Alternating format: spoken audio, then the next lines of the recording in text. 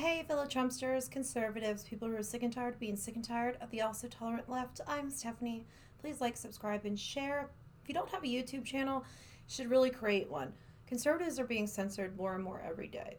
It's bad enough that if you question the government now, just even questioning Jeffrey Epstein's death, you're considered a domestic terrorist. And if you think right now it's just toward whites, well, that's been the primary target. But now the FBI is coming out and pointing at some black groups that are just as social warriors. So, what does that mean? Like I say in all my videos, right now it's just toward Trump supporters, it's just towards Trump. It's been since day one. And there is an uprising. And it has nothing to do with racist from whites. It's not. It's the people are waking up. The people, they want justice. Cory Booker goes on ABC this morning. We want justice. We need this. Okay, where's the justice for the Hillary? Where's the justice for what Obama did? Where's the justice? You want us to trust the FBI and the CIA when all they've done is lie. They covered up for Clinton. They pardoned people that shouldn't have been pardoned. You have people who are locked up who are innocent. How is that justice for anyone? MSNBC comes out and they're complaining because SoulCycle billionaire doing a fundraiser in the Hamptons for Trump. And he goes out to say, get pitchforks and torches. And that's a peaceful protest? That's not peaceful, dude. Then he goes on to say, and I've been to the Hamptons. It is so nice. They don't have to have it in nice places. Every single Democratic debate, Democrats buy off blocks and blocks and arm them with police and security to keep protesters and Trump supporters and anybody out, really. They cry about gun control. They cry about all of this. Well, why aren't you trying to shut the border to kind of control all the illegal guns that come in? They want gun control, right? Here goes the red flag laws, okay? When it comes to red flags, anybody who's had children, who's had to deal with an angry, bitter ex or an angry, pissed off aunt or grandmom or somebody like that, in any kind of divorce or a family court, any kind of involvement like that.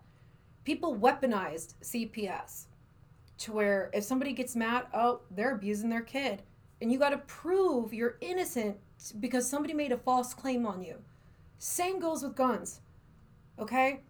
If anybody can call a hotline and say, oh, I think they're going to do this, I think they're going to do that. What if it's your girlfriend or your wife or your husband or some pissed off person or your neighbor? They just have it out for you. They don't like you. You piss them off, what do? They make a false report on you. You can get pulled over and have guns drawn on you because someone said you're crazy and you have a gun and they think you're violent. And automatically you're going to be attacked. And then you got to prove you're not crazy because someone made a phone call. Someone red flag. Red flags are dangerous. Every single policy that Democrats have come out with that is supposed to protect the people ends up getting weaponized.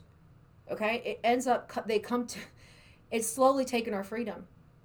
And it's getting to the point to where we have a movie, The Hunt, and they even call people deplorables. Well, I'm considered deplorable because I support Trump. So what? You're pushing an agenda.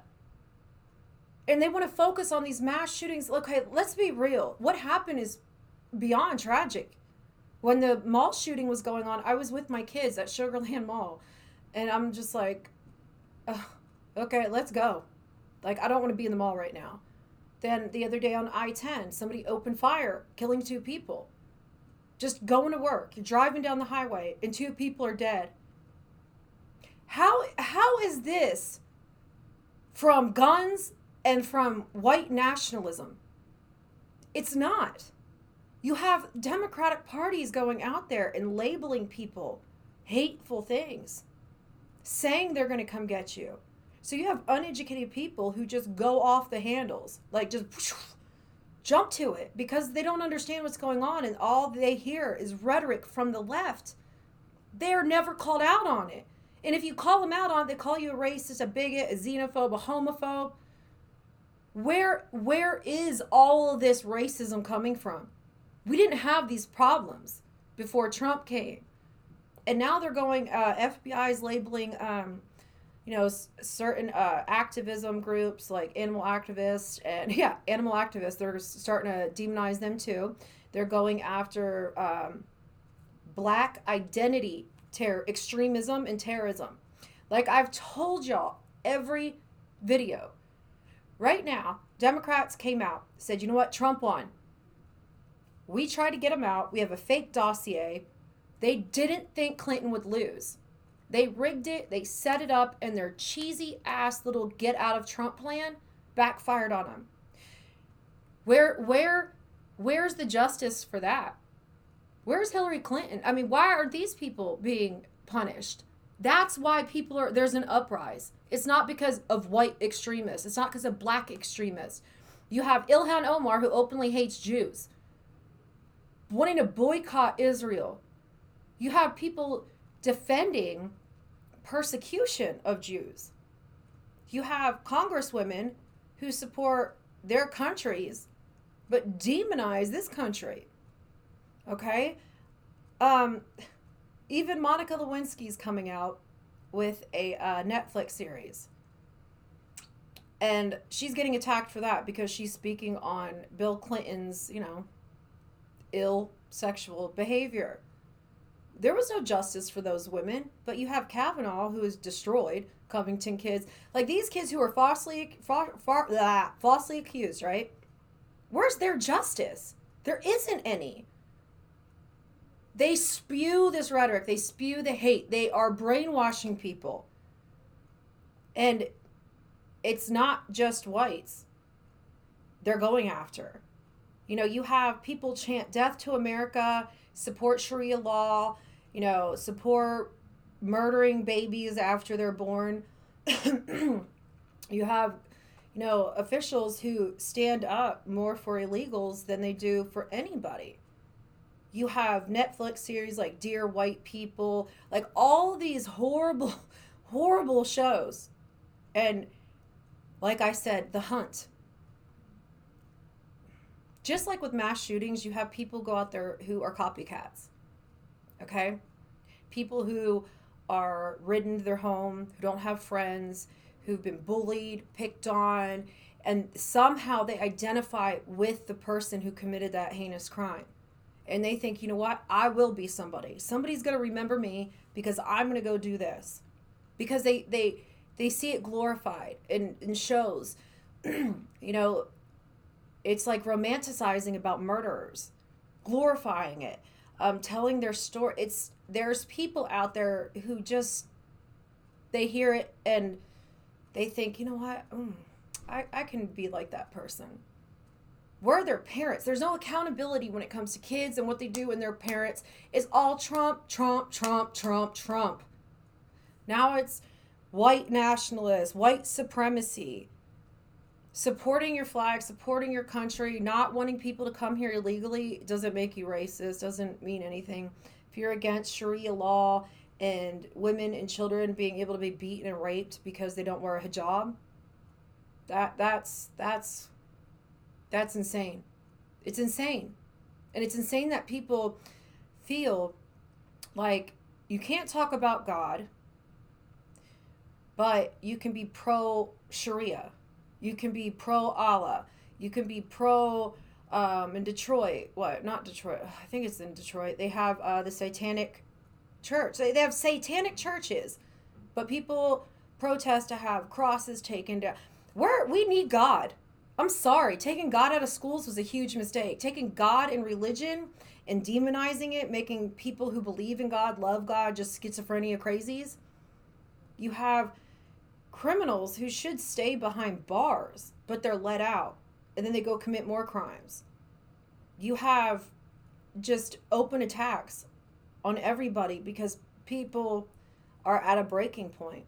And then you have Trump supporters and, posters out for death camps for Trump supporters. So FEMA camps, all the FEMA camps that are in this country, okay?